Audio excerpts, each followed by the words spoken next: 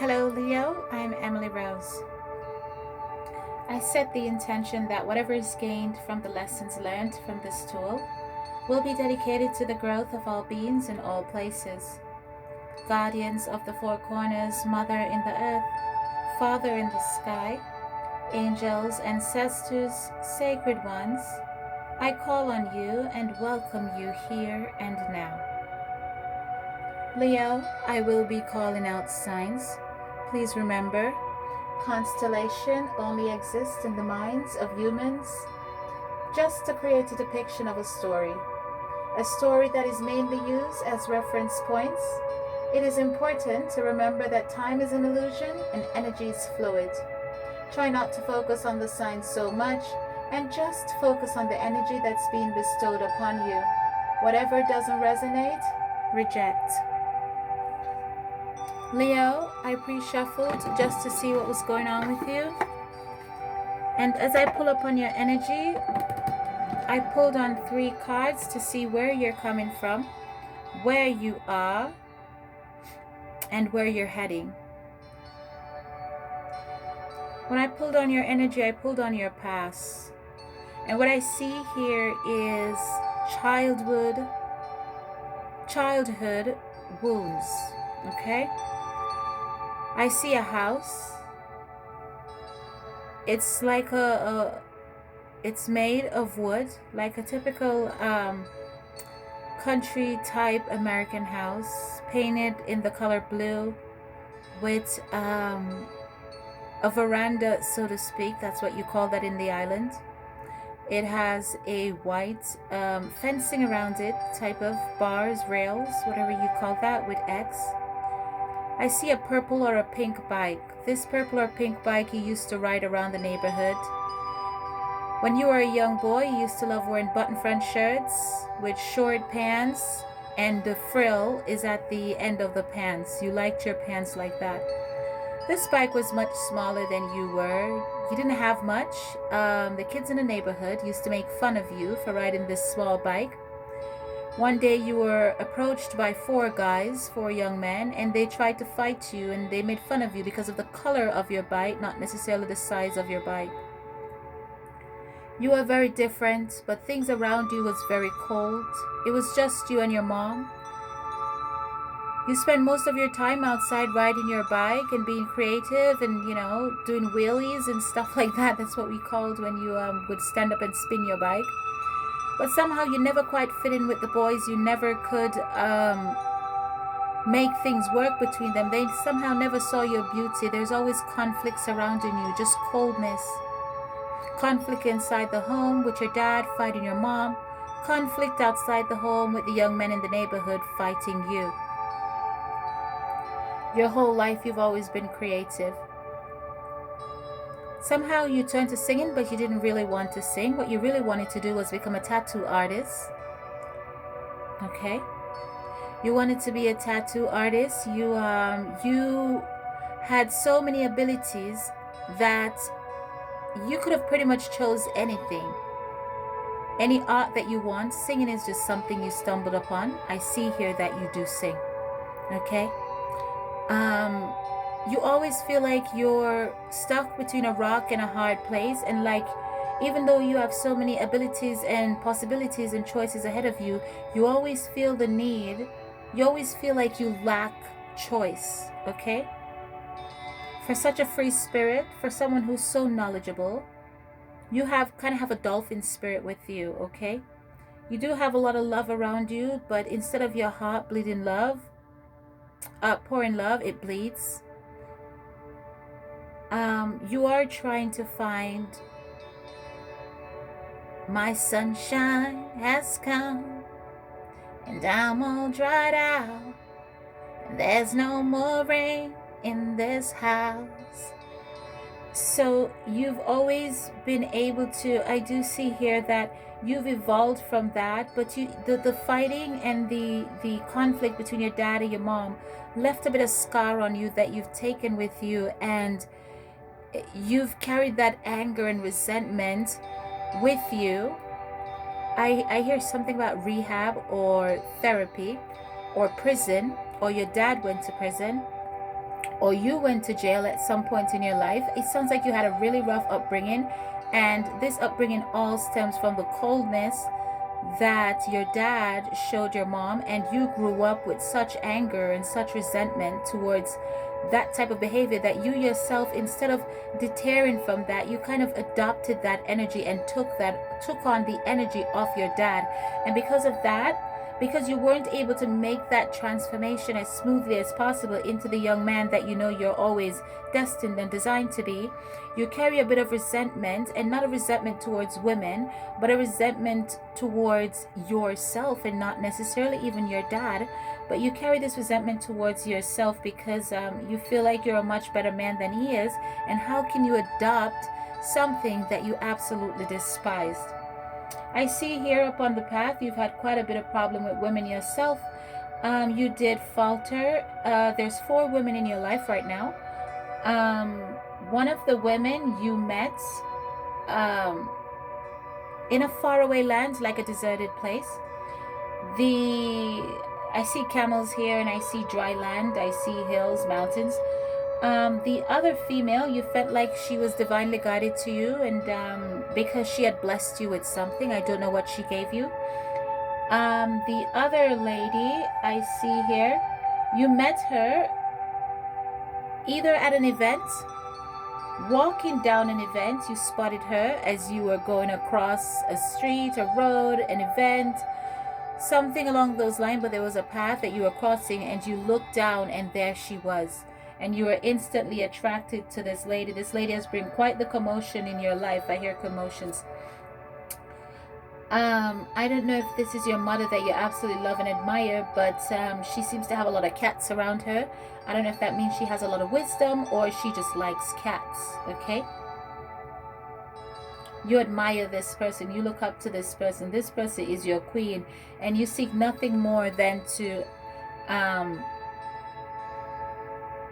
make this person proud. I don't know if she is alive or not, because I'm not channeling an energy of the dead, or if she's not around in your life anymore, or she still is.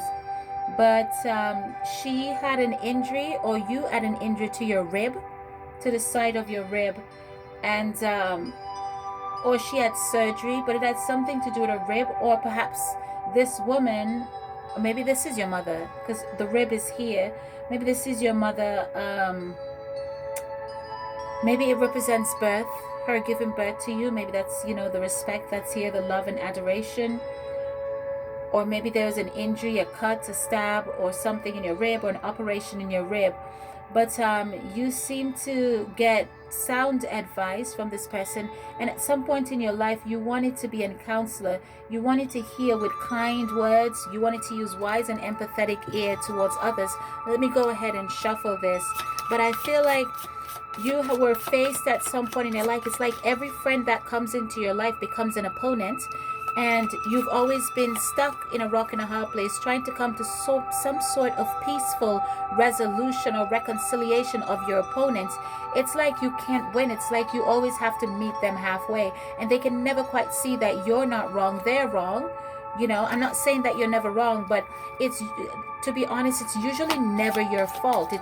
You look like the bad guy when you're not the bad guy. It's like a thing with you. It's like it follows you. You're like one of those people that those kids that grew up and like they get blamed for stuff they didn't do. I'm not laughing at that. It just seems like I dropped my card. Okay, but I see here that and in the 1990s you did receive some form of some sort of award, something about 3 stars. You did receive some sort of award for sports that you had played, or something along those lines. Okay, I don't know if this was in Boston, Chicago, somewhere windy. Now, I do see that you did move from place to place, because not only did I see that blue house that had quite a bit of space between them, but I also see a building. Okay, I see a building, but it's not like a high-rise building like in New York City or anything like that. It has like a Chicago setting, a Boston, Okay, I see the color red here. Maybe the name Tim rings a bell for you. Okay, what else do I see here? Okay, maybe the name Tim rings a bell for you. Okay, it just, bear with me 1 second. Yeah, I do see here that you had some sort of run-in with the law, and it's as if they gave you a hard time. And I don't know, maybe your first run-in was in the, or the day your dad left was 1993, around that time, around the 90s. That's when things hit the fan and you start, you know, towing the line, so to speak, between love, hate, anger, confusion, not knowing what to do. I see you throwing things, hitting stuff, but I do see you being successful. I don't know what the name Greg means to you. Okay, I don't know what Toronto means to you. Okay, and maybe blue is your favorite color.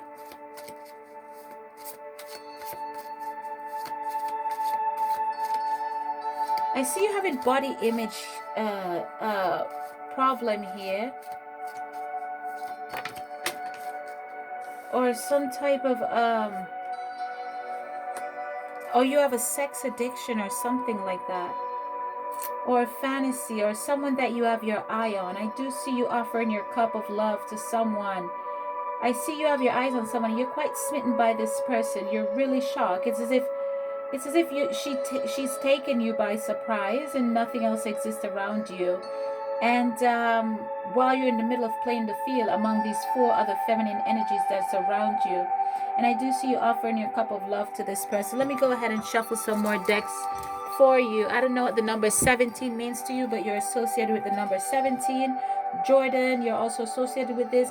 You're associated with a lot of awards, recognition, and stuff like that. You're definitely highly recognized for your craft. Like I said, you did want it to be a tattoo artist. Somehow you singing just sort of dawned on you. It sort of fell on you. I mean, you always could sing and you were always creative. Like I said, you had a lot of abilities, but if you had to choose, you would have chosen a physical art, and the main art you would have chosen would have been tattooing someone. Okay, you never expressed that to anyone before, but that's what you'd honestly rather be doing. You'd rather be living a very cool, calm, and collected life, tattooing others. Let me go ahead and shuffle this card for you, Leo, to see what else is going on in your life currently. Okay, right now I see that you're at a stop in your life where you're evaluating your friends and saying that, wow, you know, of all the friends I have, I can't, it's like they all seem to try to get their claws in me, you know.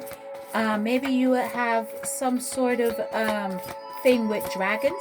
Perhaps you like dragons, or you connect with dragon. Maybe dragon is your spirit animal. But right now you're at a young stage in your life where you're trying to build a firm foundation. Okay, you have everything you seek. Okay, but right now you just need peace, and you're taking the initiative to move forward in that. Okay, what else? I do see here that you're taking time to find rest, solace, and rejuvenation. You're kind of bringing yourself out to the world to express to the world who you really are, what you're really made of, and how much you've risen, like the phoenix. Okay, but I want you to give this patience. Okay, I'm gonna go ahead and read something to you. Okay, as this grows, I'm gonna skip these. I'm gonna turn these pages in this book. I see that you have a spiritual awakening of some kind, and you're evolving. Okay, you're analyzing friendship. There's just something about friendships around you that you're really analyzing, you know. It's like no matter how many people are around you, you never quite feel at peace. You feel as if you're always having to reconciliate with opponents. It's like every last one of your friends you had some type of conflict with, or you anticipate to have some type of conflict with, and you really want this to end. You really want this to stop. Okay, spirit guides, rest on me. Thank you for setting me free. I see here that you're planning to do like a talk show or become a talk show host or something like that. You're trying to take a rather peaceful approach, or you're trying to migrate to move to a different country or something like that. Okay, and you're planning to do this in the month of August. Okay, you're really planning to leave. I don't know what Jeff means to you. I don't know what Fred means to you. It seems like you traveled a lot. You've been to certain places. I keep hearing blue, and I don't know what that means to you. Okay, so I'm gonna go ahead, Griffin, McGriffin, DH. I'm gonna go ahead and read something for you. Okay, so I turned the page, and this is what I landed on. Emotion sensitivity is what you're currently battling right now, and this is a reminder that nothing in life is at a standstill. This is a world of constant flux, and one thing is certain: everything changes. The card is calling you to action. The time is now when you may have to face your worst fears and look into the dark shadows of your soul. You must learn to confront what you've avoided and walked courageously through. Always know that life naturally revitalizes itself as it does, and so do you. The shadow card promises that, Leo, there's light at the end of the tunnel. Recognize that by no longer denying your past and letting the tears fall, you'll discover the diamonds in the treasure chest of your own soul. This is a cleansing process to wash away and clear out what was once avoided, ignored, or pushed aside. This card indicates that it is time when your psychic sensitivity may be quite intense. Learn to open up to it, or if need be, turn it down. Your body is one big psychic antenna, so just remember that you're in control of how high or how low you want the reception to be. Mother Earth can assist you in this period, change sensitivity and healing. So I want you to connect with the moon, and like I said, I do see that you're having quite a spiritual awakening right here, and you need to rest and take rejuvenation, have patience in creating this solid foundation. I really, really love that you're evaluating your friendships right now, and that you don't want to be in a position anymore where you're making choices between having to reconciliate or give away your rights, so to speak. Okay, it seems like you're laying down the burdens, and I'm so proud of you for doing that. Okay, I want you to remember something that I read: change is constant. Okay, change is inevitable, so embrace these changes. Okay, and know that stability is a myth. Try not to hang on to it. My name is Emily Rose. Thank you, Leah, for joining me today. Please like, subscribe, and share.